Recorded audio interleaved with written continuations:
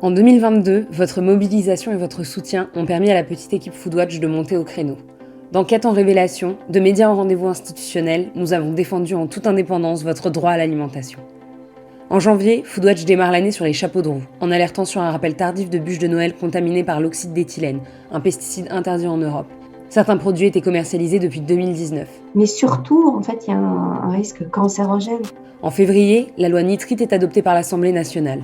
Les nitrites vont-ils bientôt disparaître de nos rayons charcuterie ? Les députés ont adopté une proposition de loi pour réduire progressivement leur utilisation. Depuis 2019, Foodwatch, Yuka, la Ligue contre le cancer et plus de 372 000 signataires de notre pétition commune demandent l'interdiction de ces additifs classés cancérogènes probables par l'OMS. Pendant ce temps, Foodwatch continue de dénoncer sans relâche le crime organisé de la fraude alimentaire. Le documentaire dédié à notre enquête est diffusé sur les télévisions du monde entier. Toute notre alimentation peut être falsifiée. Tout le monde s'alarme de l'ampleur que ça prend. Huile d'olive, poisson, plats préparés, viande, épices. Aucun secteur n'échappe à la fraude. Dès mars, la guerre en Ukraine est instrumentalisée par l'agrobusiness. Pour les lobbies, il faudrait plus de pesticides et plus d'élevage intensif pour sauver le monde de la famine. Un mythe créé de toutes pièces pour maintenir un système qui marche sur la tête, mais leur rapporte gros. En avril, face aux pénuries de certaines denrées, Foodwatch dévoile que les industriels changent discrètement les recettes de nos aliments. Le gouvernement a autorisé les fabricants à modifier leurs recettes. Rien ne les obligera à en informer les consommateurs. Le même mois, 2 scandales sanitaires font l'effet d'une bombe. Des enfants tombent malades et certains meurent après avoir mangé des pizzas Buitoni contaminées à la bactérie E. coli. On découvre aussi que des chocolats Kinder sont contaminés à la salmonelle et vendus depuis des mois. Ça suffit de penser que parce qu'on s'appelle Nestlé, Ferrero ou un grand distributeur qui ont un poids économique considérable sur le marché, ça suffit de penser qu'on est au-dessus des lois. En mai, Foodwatch porte plainte aux côtés des familles de victimes des scandales Kinder et Buitoni, pour 7 infractions graves dans chacune de ces affaires. On demande aujourd'hui qu'il y ait un véritable procès dans ces scandales sanitaires qui touchent à la santé des enfants. En juin, notre dernier rapport sonne l'alerte. Il y a urgence à délivrer l'Europe des pesticides et bonne nouvelle, c'est possible d'en sortir en 10 ans.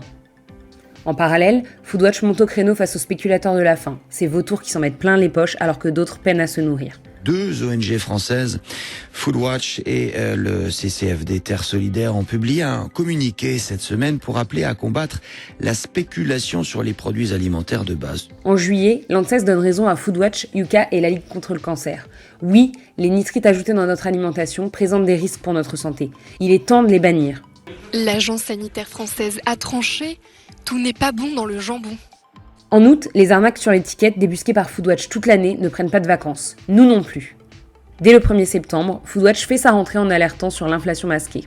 Et l'inflation se fait sentir et certaines marques en profitent pour rétrécir leurs produits. Ils sont plus chers et il y en a moins. On voit bien qu'ils sont passés de 30 bouchées à 24 bouchées. La boîte fait exactement la même taille d'apparence dans le magasin. Des centaines de médias diffusent nos demandes et la ministre Olivia Grégoire annonce le lancement d'une enquête.